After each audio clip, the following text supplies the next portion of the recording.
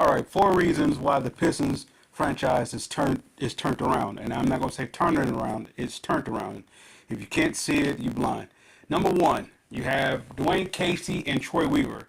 They built this thing. They turned it around from nothing to what it is. They had to endure countless of a stacked pile of bad contracts and bad organization or team being sold or the results of the team being sold and going through that transition, and they brought it up to the point where it's at as far as they could take it.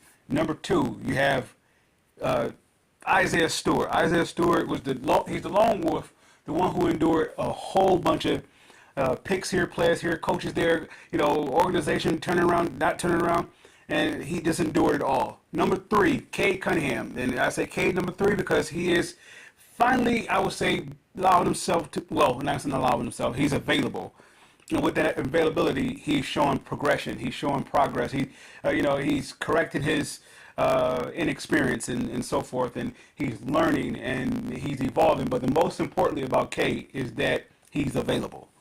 All right, and number four, and I want to say last but not least, but I'm sure there should be something more that could be added. Last but not least, I want to say it's a tangible thing.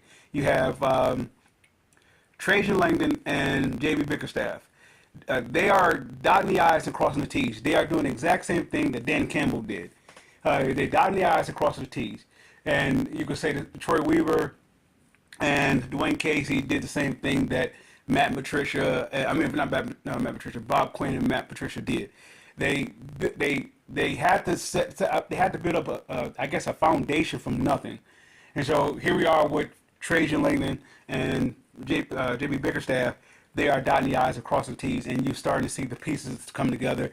And now they're in such a good position based upon those first three laying down a foundation, or not just laying down a foundation, holding it down, or going through the process of finally being a piece.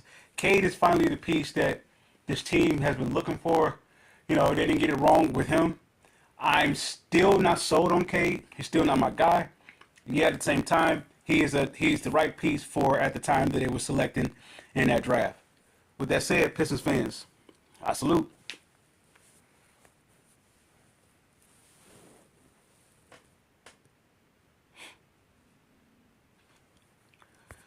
Oh, one more thing. If we were to add a fifth, it's this off season, starting at the trade deadline. With the fifth choice, the fifth key point with the team turning around is that they're going to have a lot of flexibility from the trade deadline all the way up to the off season to make the next move from going from average to good.